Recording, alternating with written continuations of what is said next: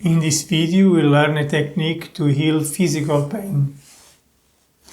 Using the right techniques, we have the ability to cure many of our problems, including pain. First, I'm going to teach you the technique, and then I'm going to tell you why it works.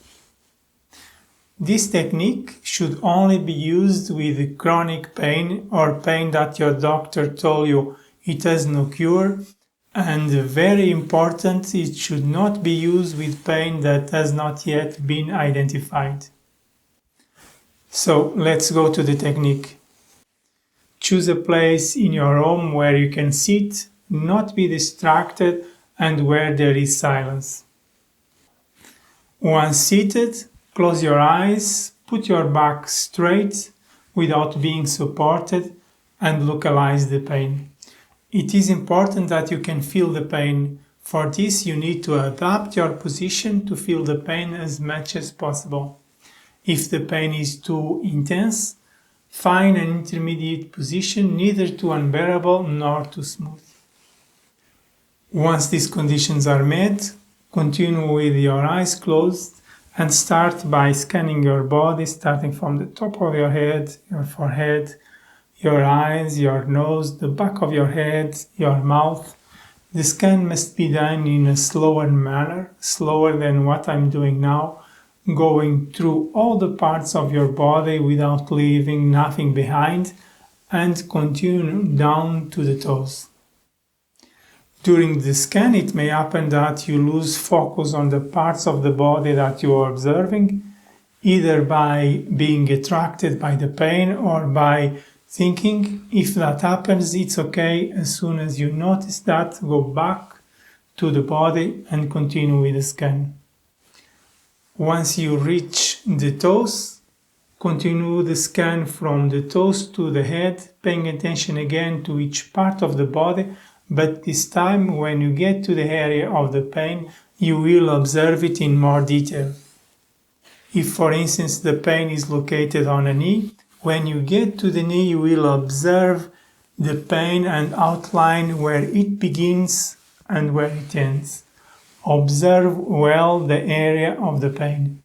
If the pain is in the sciatic nerve, for instance, observe the pain through the entire nerve and color the pain in a dark blue purple-like color as the color of a bruise.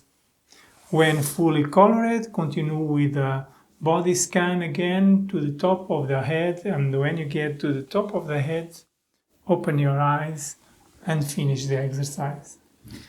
Do this exercise exactly the same way for 5 days. On the 6th day, do the same scan in the same manner, but when coloring the pain, use a slightly lighter tone than the previous day. And do the same the next day.